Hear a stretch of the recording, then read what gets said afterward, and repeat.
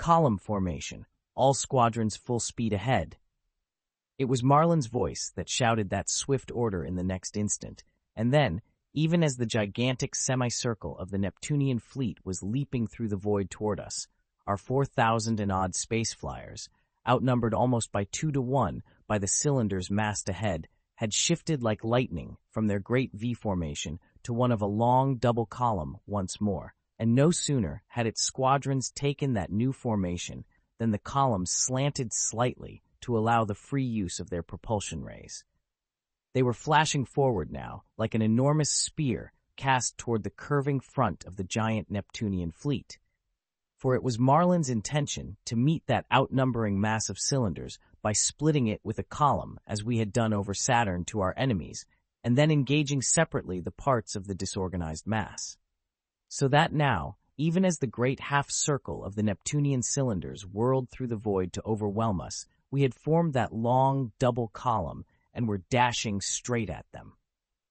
Holding the controls of our space flyer steady in that moment, I was aware for an instant of a sense of the utter strangeness of all the wild scene about me. Of our space flyer's interior, with Marlin and Randall and Whiteley crouched in their chairs beside me, of the great column of polyhedron-like, gleaming, faceted space flyers that came forward through the black gulf of star-sown space behind us, of the oncoming giant line of the Neptunian cylinders flashing toward us in turn, and of the immense green disk of mighty Neptune looming in the black vault behind them. All seemed for the moment the panorama of some strange nightmare stretched about me, but that momentary sensation that had gripped me so often in our wild rush through the solar system vanished in the next instant as stern reality loomed before us. There were the mighty curving line of gleaming Neptunian cylinders through which in the next split second our great column must crash.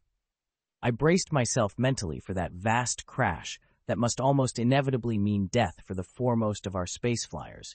I was aware, as we drove upon the onrushing Neptunian line, that now unthinkable storms of deadly concentrated rays were raging from fleet to fleet.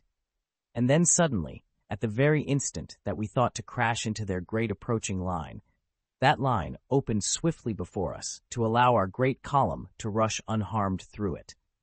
So astounded were we by that unlooked-for maneuver on the part of the Neptunians that before we could check our speed, we were through, had shot in our entire column through that opening in their semicircle, which instantly closed again behind us. And as it did so, there rushed toward each other the open ends of their semicircle, thus closing that circle even as we rushed into it. Our fleet was held enclosed within the circle of their own. And then, from all those thousands of Neptunian cylinders that surrounded us, there were stabbing at us in countless number slender shafts of concentrated force, countless pencil-like weapon rays that instantly clove through hundreds of our gathered space flyers and that strewed space thick about us with their wreckage, even as we sought in vain to answer that terrible rain of deadly rays. "Trapped!" Whiteley was shouting. "They've trapped us inside their circle, are destroying us." For though our own rays were fiercely springing forth and striking cylinder after cylinder of the vast fleet that had gathered about us, that fleet so outnumbered us and had such advantage of position that it was decimating us in short order. Our space flyers had broken from their column formation now, and in a loose, disorganized mass were drifting at the center of that great ring of death which the Neptunians had formed about us. Swiftly our flyers were going into wreckage and death beneath the terrific storm of rays from all around us, and then Marlin's V always was flaring as he shouted an order into his mouthpiece. "All space flyers mass together," he cried, "and turn all your propulsion rays outward." "You're going to," Whiteley began, but Marlin cut him short. "We're going to break up the Neptunian circle in the only way it can be broken up," he cried. As his order sounded, the thousands of our space flyers were obeying it, were massing compactly together at the center of the Neptunians' mighty circle. Thus massed, they presented for the moment a perfect target for our enemy's rays, and for a moment those rays stabbed thick toward us from all sides. In the next moment, our massed space flyers were shooting their great propulsion rays outward in all directions around us, outward toward the Neptunians' encircling ring. As those rays shot out, they pressed with terrific power against that ring of cylinders about us. And since our own flyers were massed together and thus braced against each other, it was not they that moved, but the cylinders, their great ring instantly broken up, disintegrated, as those cylinders were hurled out into the void from us by the pushing power of our great propulsion rays. For the moment, they were broken up completely, their formation entirely shattered. And before they could reform, there had come another order from Marlin, and in a compact formation ourselves, our space flyers were leaping upon their shattered masses. To right and left, like light, drove the deadly weapon rays of our massed space flyers as we seized the opportunity and leaped upon the Neptunians. Ample was the revenge we had upon them in that moment, since the concentrated rays tore through and wrecked hundreds of their own cylinders as we sprang upon them, fleeing from before us for the moment, flashing away toward giant Neptune's tremendous green disk ahead. They strove to reform while we leaped after them and harried them with every weapon ray which our space flyers could emit. Swiftly, though, even as they rushed onward before us, the Neptunian cylinders were drawing together into a great mass again, into a great column-like formation, and as our own column mass drove beside and after them with weapon rays stabbing, their resistance abruptly stiffened, and they were racing in close formation once more beside our own mighty fleet, grappling once more with it in space as both rushed toward great Neptune. But we had struck a mighty blow at their disorganized masses in the moment of our opportunity. Fully 2,000 of their cylinders had been swept to death by our rays before they had been able to mass again, and now but 6,000 or less cylinders remained, racing ahead with our own 4,000 or less flyers. The great green sphere of Neptune was looming colossal ahead and slightly beneath our two oncoming fleets, with behind and above it the bright little disk of Triton.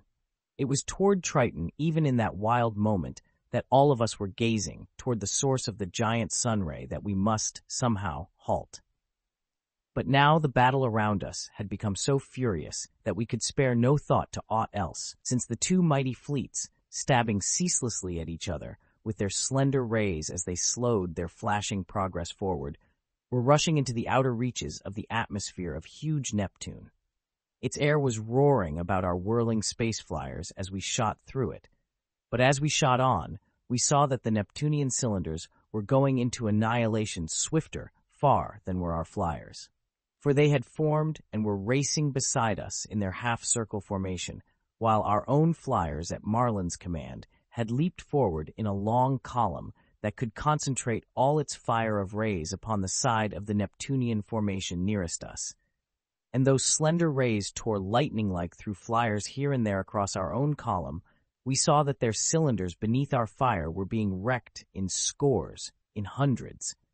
In that vast running fight we were, fast evening the odds against us.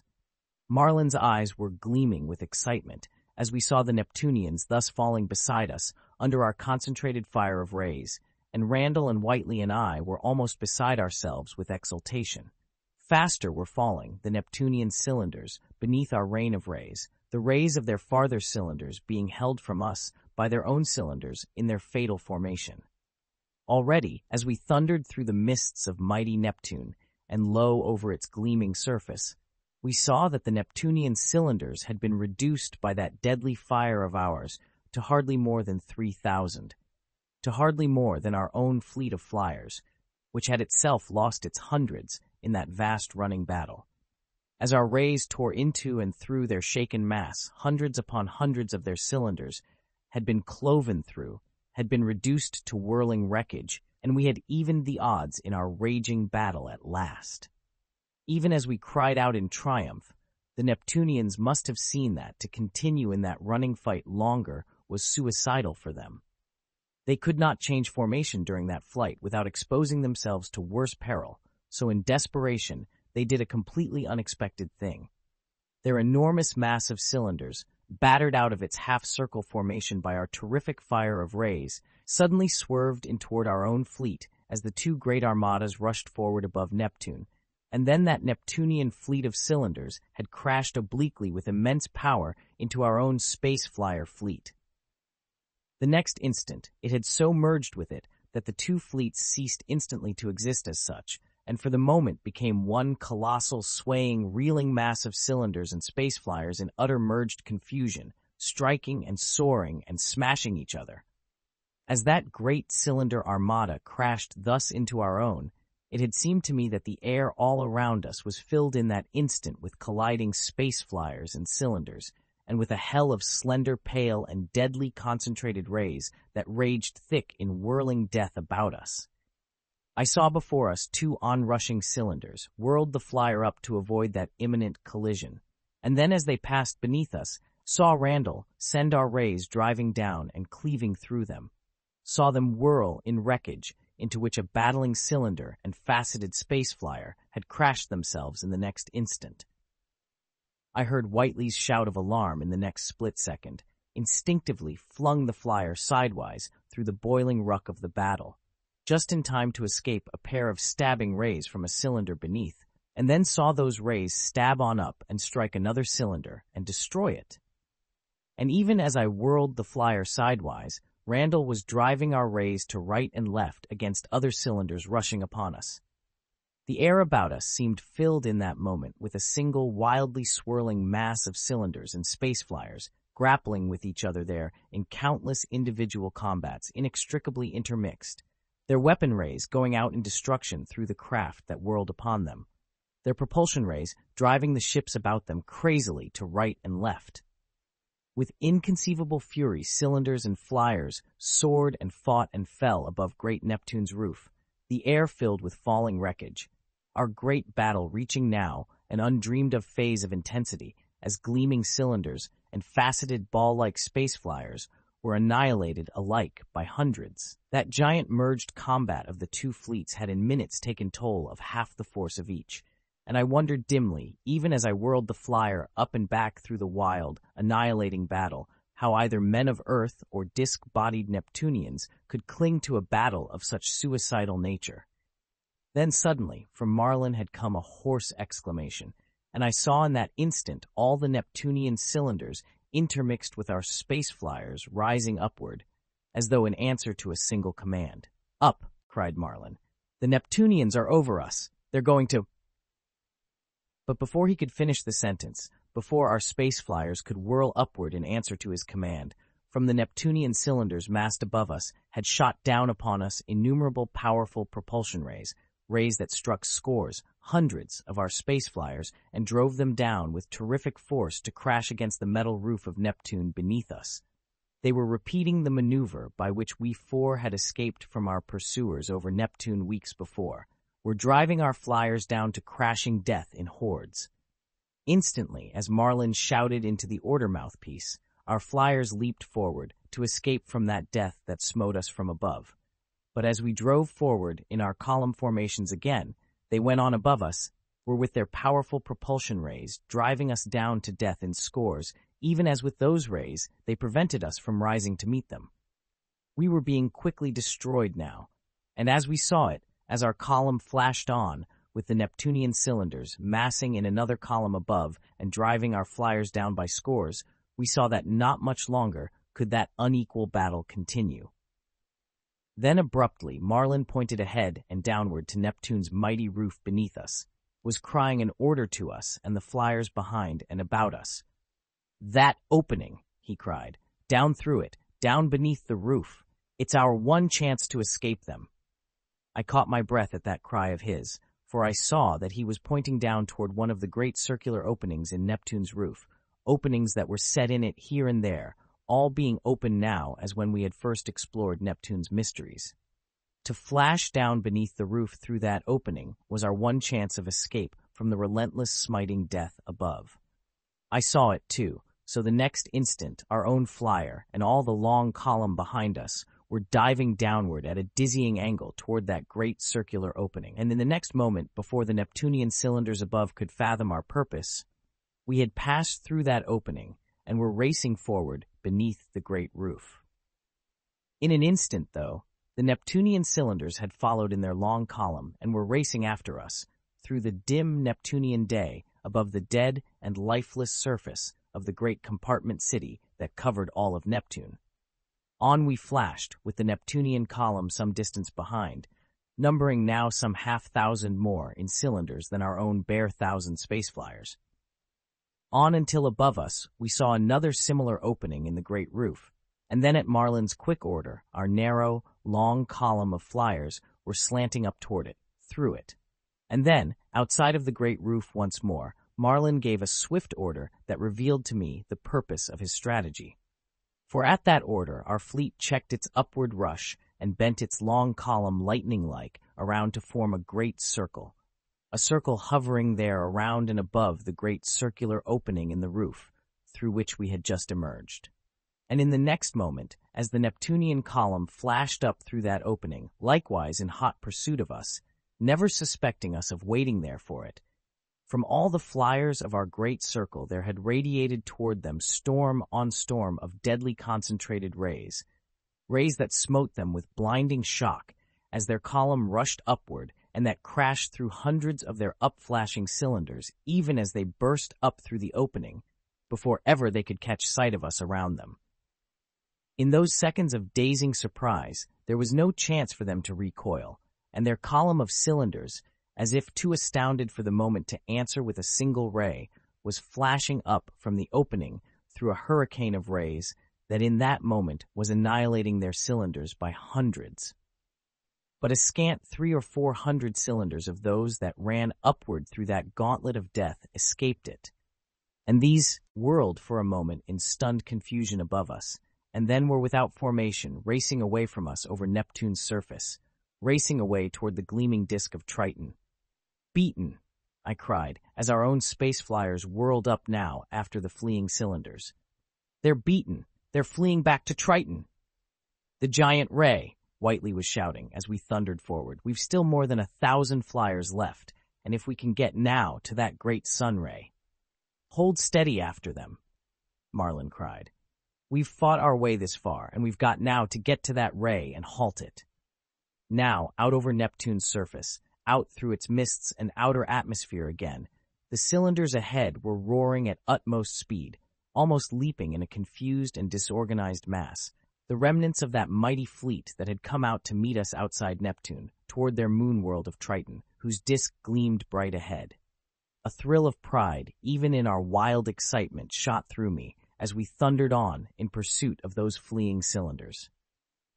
For whatever else that day might hold for us, whether or not we were able to halt that giant ray on Triton's sunward side that was reaching out to the sun and turning it ever faster, we men of Earth had at least proved our fighting ability to the solar system for all time, had come out to the solar system's edge, and had shattered there the mighty armada of the Neptunians' ancient and mighty race. And now, as we flashed on in swift pursuit of the fleeing survivors of that armada toward Triton, confidence and hope were strengthening in us each moment, for with the Neptunians' great fleet shattered what could hold us back from the shattering and halting of the giant sunray and its mechanism. On, and now we were rushing after the fleeing cylinders out of Neptune's atmosphere and into the airless void again, with Triton growing each moment more bright and big as giant Neptune fell behind us. Across the gulf from Neptune to its moon, we sped, after those cylinders, with utmost acceleration and speed, and swiftly we drew closer to the Neptunians flying before us, and swiftly too drew closer to the gleaming sphere of Triton. And as it grew larger before us, as we pursued the cylinders in toward it, we all cried out as we followed with our eyes at the sunward side of it, the giant pale beam, hardly visible, of the colossal force ray acting on the sun, that mighty ray that was turning the sun ever faster to the doom of the solar system. We could make out that gigantic beam leaping out into space toward the distant fire disk of the sun, and could make out also in that moment a great number of great humped dark shapes gathered on Triton's roof around the great pit of the sun ray. As our eyes shifted to Triton's other edge, we could discern the other giant force ray, which reached out toward the distant star in Sagittarius, and by bracing Triton with its pressure, kept the moon world from being hurled out into space by the sun ray's pressure. Around this other ray's pit, too, were a few of the strange, great humped or domed dark shapes, but in that moment we gave them small attention, for the cylinders that had been fleeing from before us straight toward the great sun ray's giant beam had abruptly stopped, as they rushed into Triton's atmosphere and had turned desperately to face us. It was a wild, fierce attempt on their part to hold us even to the last from their great ray, and as their 300 or 400 cylinders massed so suddenly before us and faced us, our own column was leaping upon them with all the impetus of our 1,000 and more space flyers. The next moment, cylinder and space flyer were reeling in a wild last struggle there high in Triton's atmosphere, high above the pit of the giant sun ray, with the mighty pale beam of that ray passing up and out toward the sun and still beside us. Like demons, the Neptunians were fighting now, but we were wrought up to the fiercest pitch of battle ourselves, and as Marlin gave his orders, we were swooping upon them with insensate fury, cylinder and space flyer crashing together there above Triton or falling beneath the slicing sweeps of the weapon rays that again raged thick around us. Faster, ever faster, fell the outnumbered cylinders before our wild attack, until at last but a score were left, a dozen, a half-dozen, and then those too were gone, the last of the Neptunians' mighty fleet of cylinders annihilated. And now, as from our hovering space flyers, still over 1,000 in number, there came muffled, wild cheers. Our eyes were shifting downward, down to the great pit from which the sun ray sprang, down to the 20 control boxes in the sides of that pit. Down to the pit! Down to the controls! Marlin was shouting over the wild uproar in our and Florin and the other flyers. Every one of those control boxes must be destroyed before we can halt the ray. We'll halt the great ray now. I cried to him, as our space flyers swooped downward now toward the giant pit of the ray. We've wiped out their last forces, and we can. But look, those great domes around the pit below. It was Whiteley's hoarse shout that broke in upon me. They're great domed forts guarding the giant sun ray's pit and controls. For as we shot down toward the great pit of the mighty force ray, we had seen clearly now the scores of giant domed, humped shapes on Triton's roof around that pit, which we had vaguely discerned from high above. And they were, as Whiteley cried to us, great forts. Giant domed forts of inconceivably thick and strong metal, each hundreds of feet in height, with openings here and there in them from which countless deadly weapon rays could be emitted. And these great domed forts, over 100 in number, were wheeling this way and that smoothly and swiftly on Triton's roof, were circling slowly on that roof about the pit of the giant sun ray, guarding that pit and the control boxes in its walls. Even as we heard Whiteley's cry in that moment, as we flashed down toward them, we realized that the Neptunians had constructed those mighty moving forts of metal to guard their great force rays controls from our attack, placing more than 100 of them around the pit of the great sun ray, and a half score of them, as we had perceived, around the pit of the other great force ray on Triton's other side. And then, in the moment that Whiteley cried out, and that we saw those great forts moving like smooth gliding mountains of metal beneath us, there had rained upward from them toward us a staggering, withering storm of concentrated force rays. Reeling, staggering, falling, our fleet spun in crazy disorder in the next moment as that terrific fire from beneath decimated us. And though in the next instant Marlin's voice rang steel clear with an order, though in answer to that order, our own concentrated rays radiated down madly toward those gliding mountain-like domed forts beneath us, it seemed that our rays had no effect upon them. For so stupendous in thickness and strength were those giant domed forts of metal that instead of cleaving through them, our rays could do no more than crumple and dent somewhat their smooth outer surfaces. They were invulnerable, almost, to our attack, and though one of them was crumpled into twisted metal by scores of our rays happening to converge upon it, the others were almost unharmed and were raking us with a terrible, annihilating rain of rays as we shot down over them, down and down. And then, as I shot our space flyer down foremost of our mass of flyers through that wild tornado of deadly rays, I saw the great pit's opening looming full beneath us, the giant pale beam coming up from that opening, the 20 vital control boxes set at equal intervals around its walls. Toward one of those control boxes, our own flyer was whirling beneath my hands, and then Randall drove out like light, our piercing weapon rays toward that control box, clove through and wrecked it instantly. But it was but one of 20, and in the next instant, our space flyers, unable longer to withstand that terrific fire of rays from the gathering domed forts around the pit, were staggering upward, none other our flyers having progressed as far down as ours, and none other of the 20 control boxes being destroyed. And as our space flyers reeled thus upward, unable to reach the control boxes in the pit against the awful fire of the gathered domed forts about it, we saw that more than 100 of our flyers had fallen beneath the terrific fire of rays from the forts in our mad rush downward. "Those 20 control boxes," Marlin was crying. "We've got to destroy every one before the sunray will halt." "But we can't with these giant moving forts against us," Whiteley cried. "They're wiping us out. They will have destroyed us in minutes." "We'll hold it to the end then," Marlin shouted. "We've fought our way out through the solar system to this great ray, and unless we halt it now, it means death for the solar system in a score more days. Down again to the attack." And down, down, down, like striking, rushing meteors, our hundreds of space flyers shot, to one side of the giant beam, down with the great domed forts beneath swiftly flashing over Triton's roof, to mass beneath us at the pit's side. Through the little window openings in those forts, we saw the disc-bodied Neptunians inside, and knew that beneath the great roof of Triton also were swarming the millions upon countless millions of all the Neptunian races, all the disc-bodied monsters in their great compartment city, who, with this great ray, were turning our sun faster and faster to divide in a score more days and doom the solar system. And with a desperation born of that thought, we shot down once more, down with the hell of rays from the great domed forts again raging up around us and taking toll of our flyers as we shot over them, curving back upward once more and stabbing again toward the control boxes in the pit's wall, our weapon rays as we reached that curve's lowest point. But this time, though the great forts took toll again of scores of our flyers as we shot down over them and up again, over the pit and up again, our rays were so imperfectly aimed that no control box was destroyed this time.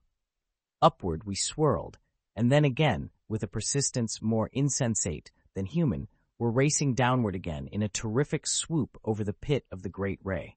Again the deadly rays of the surrounding 100 domed forts crashed through our down-swooping flyers, sending masses of them again into whirling wreckage, while as we swooped down over the pit and upward again, in that lightning-like rush through death, we saw that our rays had missed once more, and that none of the control boxes had this time been destroyed by them. And as we reeled upward again over the great pit, from over the giant domed forts, we saw that but a few more than 500 space flyers remained to us of the 1,000 and more with which we had first flashed downward.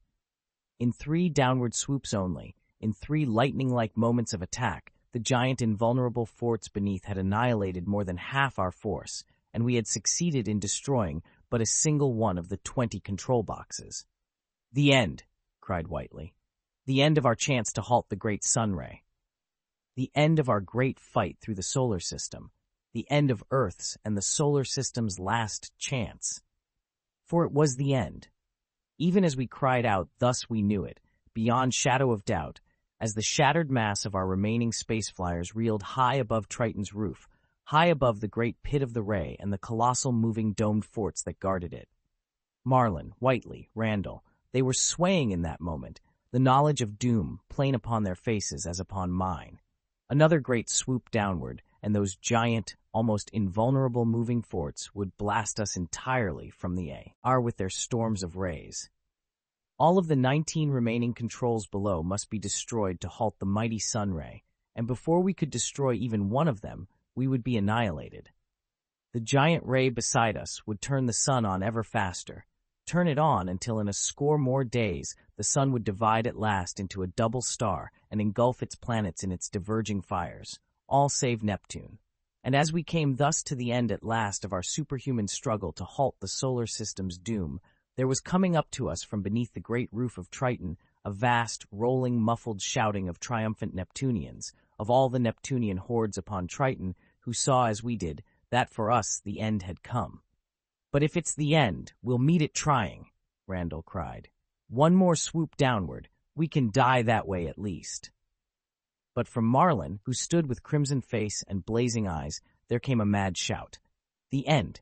No," he cried. "There's still a chance for us to halt the other ray, the ray on Triton's outward side.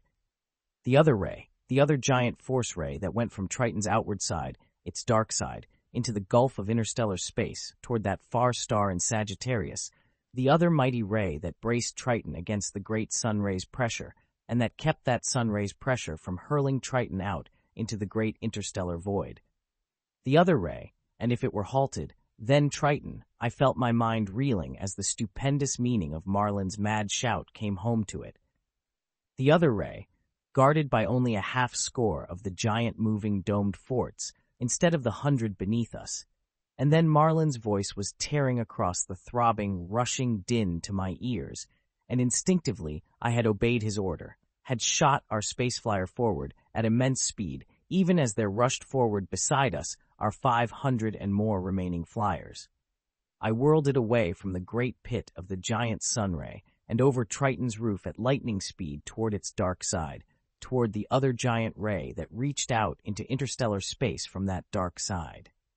And as we rushed thus away with reeling speed, we heard the mighty thundering cheers of the Neptunian millions beneath the great roof changing to wild cries of alarm, saw the 100 great domed forts around the sun ray moving over Triton's roof after us with immense speed, themselves gliding at utmost velocity on around that roof's smooth surface after us in sudden wild alarm. But, more slow by a little than our massed space flyers that split the air above Triton, they dropped behind us, even as we shot forward, even as that colossal roar of rising alarm rolled across Triton's surface beneath the great roof. On like rushing meteors massed close together. Our space flyers flashed now toward Triton's dark side around its surface, and then were whirling around that dark side, were whirling straight toward the colossal other beam, the giant other force ray that stabbed out opposite from the sun ray, that stabbed out towards Sagittarius's bright star, and by its pressure towards that star, kept Triton braced against the sun ray's outward pressure. Marlin was shouting, screaming an order as we flashed downward, and we caught sight for a moment of the half-score domed forts, left as guards of this other ray's great pit and controls, and then like comets of metal, our flyers were thundering down upon them. Slender beams sprang quick to meet us from those 10 great domed forts, but though those beams drove crashingly upward upon us in narrow rays of death, it was not toward the domed forts that we were rushing, but toward the 20 control boxes set in the wall of the giant pit from which this other mighty ray issued. Through the wildly whirling beams that sliced the air about us, we flashed downward, and then as the pit's walls loomed close ahead, as beside us, almost thundered into by us, loomed the pale gigantic beam, we saw the out-jutting control boxes full before us, set around the pit's great wall, and the beams of our massed space flyers were driving thick toward them. Crash! Crash! Crash! And we were shouting crazily as we saw half the 20 control boxes smashing inward, annihilated by our first wild rush.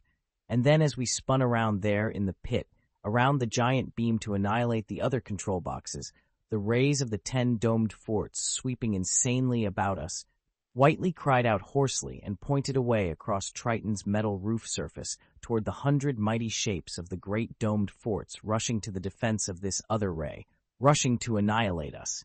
"The control boxes," Marlin cried. "The last control boxes." And even as he cried that, even as with their utmost immense speed, the 100 colossal domed forts of metal rushed over Triton's metal roof to join with the outnumbered half-score beside us, to annihilate us with one combined mighty blast of their countless rays, our massed space flyers had whirled around the great pit, around the mighty ray, and were driving toward the remaining control boxes in its wall with all their weapon rays stabbing ahead. Crash!